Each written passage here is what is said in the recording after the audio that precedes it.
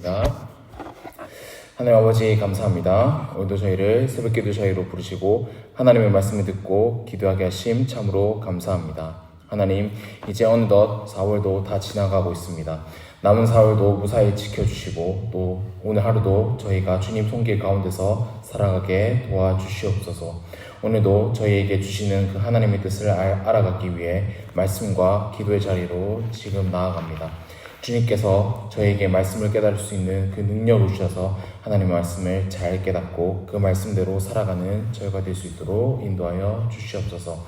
이 시간도 저희가 저희의 힘과 능력이 아니라 오로지 주님께서 주시는 그 능력을 의지하여 나아갑니다. 이 자리 가운데서도 함께하여 주시고 주님의 말씀을 잘 깨달을 수 있도록 도와주시옵소서. 이 시간도 함께 하실 줄 믿으며 예수 그리스도의 이름으로 기도드립니다. 아멘. 네, 함께 읽은 하나님의 말씀은 역대하 9장입니다. 역대하 9장 1절부터 8절까지입니다.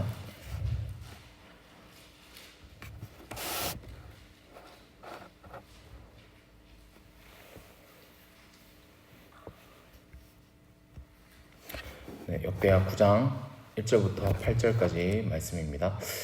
네, 그러면 다 짜신 줄 알고 제가 봉독하도록 하겠습니다. 살아계신 하나님의 말씀입니다.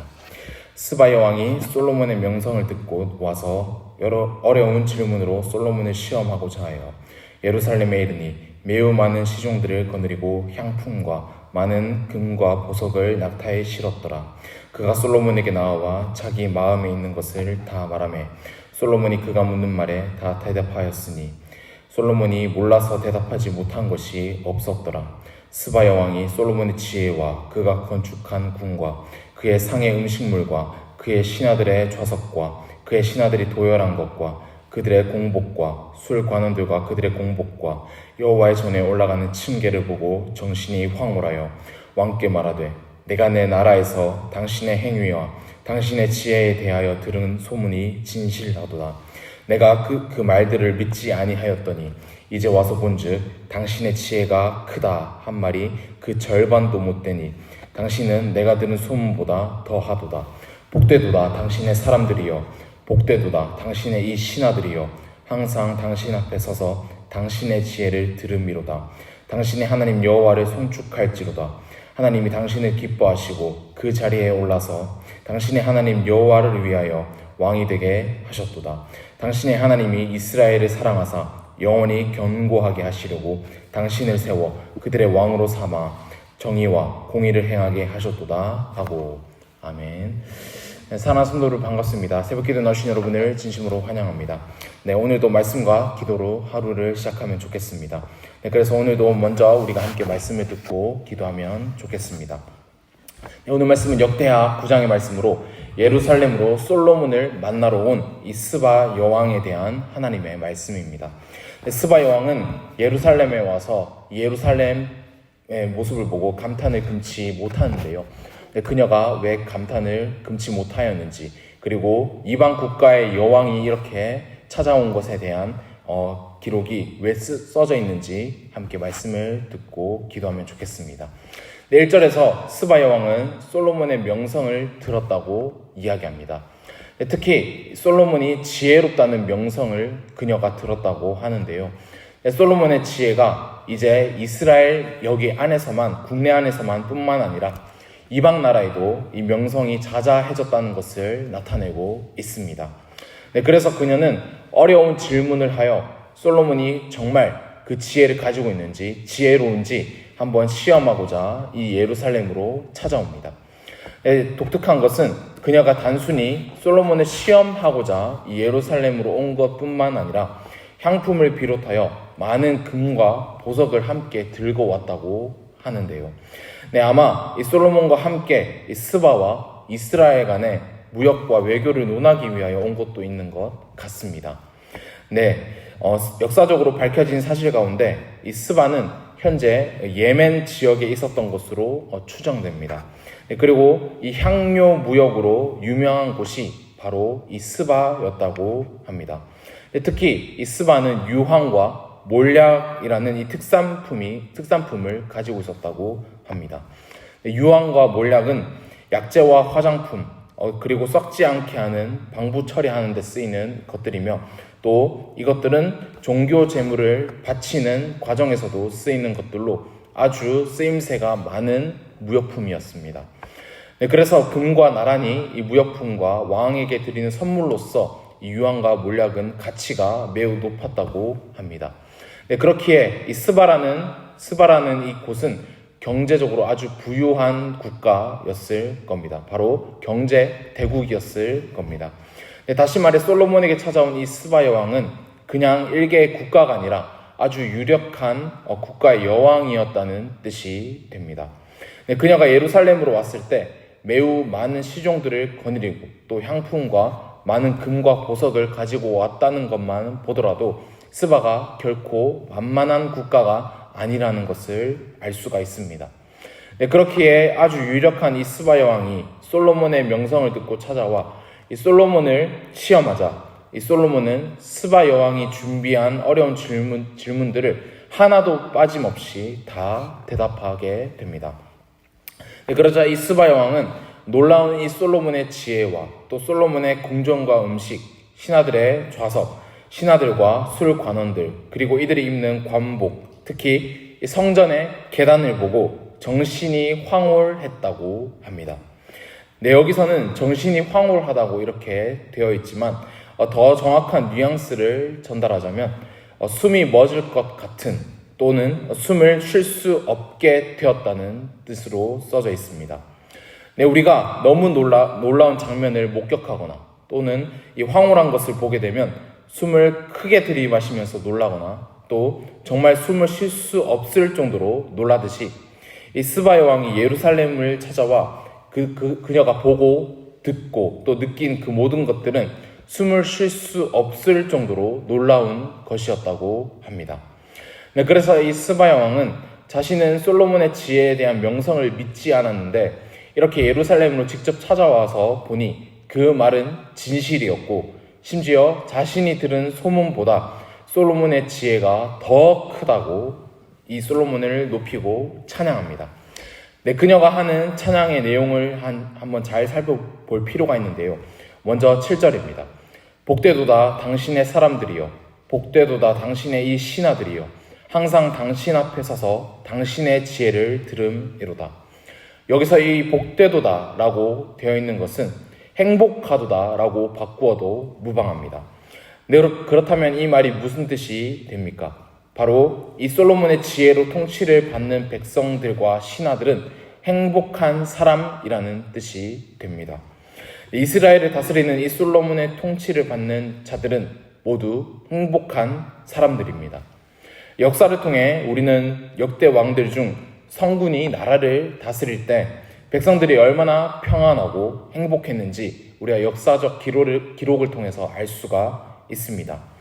통치를 잘하는 왕이 나라를 다스리게 될 때 그 나라에 사는 백성들은 이루 말할 수 없을 정도의 행복을 누리게 됩니다. 이 솔로몬도 그러한 성군들과 같은 모습을 보이고 있는 것 같습니다. 심지어 유력한 국가의 여왕이 찾아와서 이 솔로몬을 칭송할 정도니 말입니다.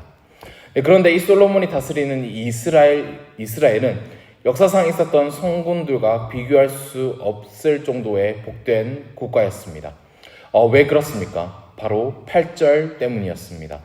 8절에서도 스바야 왕은 이어서 찬양을 하는데요.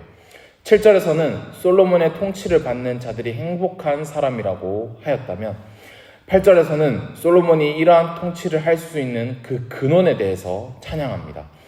바로 솔로몬에게 그 지혜를 주신, 놀라운 지혜를 가지고 있는 그 솔로몬의 지혜를 주신 그 하나님을 스바 여왕이 찬양합니다. 당신의 하나님 여호와를 송축할지로다. 하나님이 당신을 기뻐하시고 그 자리에 올리사 당신의 하나님 여호와를 위하여 왕이 되게 하셨도다. 당신의 하나님이 이스라엘을 사랑하사 영원히 견고하게 하시려고 당신을 세워 그들의 왕으로 삼아 정의와 공의를 행하게 하셨도다. 스바 여왕은 솔로몬의 지혜와 그가 통치하는 이스라엘의 아름다움을 보고 이제 궁극적으로 그 솔로몬을 세우신 하나님을 찬양합니다. 그녀는 처음에는 솔로몬을 시험하고자 예루살렘으로 찾아왔지만 그것에는 실패하고 하나님을 찬양하는 것에 이르게 됩니다. 이방 국가의 여왕조차 솔로몬을 하나님이 세우신 왕이고 또 솔로몬은 하나님의 대리 통치자로서 이 이스라엘을 다스린다는 것을 그녀가 인정하게 됩니다. 그렇게 하나님의 대리 통치자로서 솔로몬이 해야 하는 것은 바로 이 스바 여왕이 이야기하였던 것처럼 이스라엘을 다스리면서 정의와 공의로 통치해야 하는 것입니다. 하나님께서 이스라엘을 사랑하시기 때문에 이 솔로몬은 이스라엘을 통치할 뿐만 아니라 이스라엘을 위해서 통치해야 합니다. 여기서 더 놀라운 것은 이 솔로몬이 이스라엘을 정의와 공의로 통치한다는 것은 바로 하나님께서 아브라함에게 말씀하신 것이 이루어진 것이기도 합니다. 창세기 18장 18절부터 19절까지 해서 하나님께서 이렇게 말씀하셨습니다. 아브라함은 강대한 나라가 되고 천하 만민은 그로 말미암아 복을 받게 될 것이 아니냐. 내가 그로 그 자식과 본속에게 명하여 여호와의 도를 지켜 의와 공도를 행하게 하려고 그를 택하였나니 이는 나 여호와가 아브라함에게 대하여 말한 일을 이루려 함이니라. 하나님께서는 아브라함에게 강대한 나라가 되고 또 천하 만민은 이 아브라함을 통해서 복을 받게 될 것이라고 말씀하시면서 아브라함과 자녀와 가정에게 명하여 여호와의 도를 지켜 의와 공도를 행하게 하려고 그를 택하였다고 하나님께서 말씀하셨습니다. 창세기 18장에서 말한 이 의와 공도는 오늘 본문 8절에서 말한 정의와 공의와 같은 단어입니다. 하나님께서 아브라함을 부르신 이유가 하나님의 말씀을 지켜 정의와 공의를 행하게 하려고 하신 것이 이렇게 솔로몬이 이루고 있다는 것이 오늘 말씀을 통해서 우리가 확인할 수가 있습니다. 정의와 공의의 통치를 솔로몬이 행하니 어떻게 됩니까? 바로 복된 나라, 이스라엘이라는 행복한 나라가 되었습니다. 하나님의 지혜로 통치한다는 것은 바로 이 이스라엘이 강대한 나라가 되고 또 이스라엘뿐만 아니라 이 이스라엘을 통해 천하 만민이 복을 받게 되는 것입니다. 스바의 왕이 예루살렘으로 와서 목격한 것은 단지 이스라엘의 재물의 풍부함 그리고 솔로몬의 놀라운 지혜만이 아니라 이 하나님의 통치를 받는 것이 얼마나 좋은 것인지를 그녀가 목격하게 되었습니다. 하나님의 나라는 단지 세상 국가들처럼 지배하고 세상 다른 타 국가를 억압하는 나라가 아니라 하나님의 복을 만민이 받게 하는 나라입니다. 오늘 우리가 함께 읽지는 않았지만 13절부터 솔로몬이 통치하는 나라가 얼마나 복된 나라인지를 이 역대하 기자는 말해주고 있는데요. 여기에서 스바 여왕과 마찬가지로 23절에서 천하의 여왕이 하나님께서 솔로몬의 마음에 주신 그 지혜를 들으며 그의 얼굴을 보기를 원하였다고 23절에서 기록하고 있습니다. 이스라엘 주변에 있는 많은 국가가 솔로몬이 가지고 있는 지혜를 흠모할 정도로 이 이스라엘이라는 나라를 부러워하게 되는 엄청난 결과를 일으키게 됩니다. 이처럼 하나님이 다스리시는 나라는 우리가 상상할 수 없을 정도로 복된 나라, 행복한 나라입니다. 우리도 이런 하나님의 나라를 지금도 여전히 21세기에 살아가고 있는 우리도 누릴 수 있습니다. 바로 이 교회를 통해서 말입니다. 오늘날 하나님의 나라는 바로 교회입니다. 그리고 이 교회의 왕은 바로 예수님이십니다. 예수님은 솔로몬보다 더 지혜로우신 분이십니다. 왜 그렇습니까? 바로 그분은 하나님이셔서 지혜 그 자체이시기 때문입니다.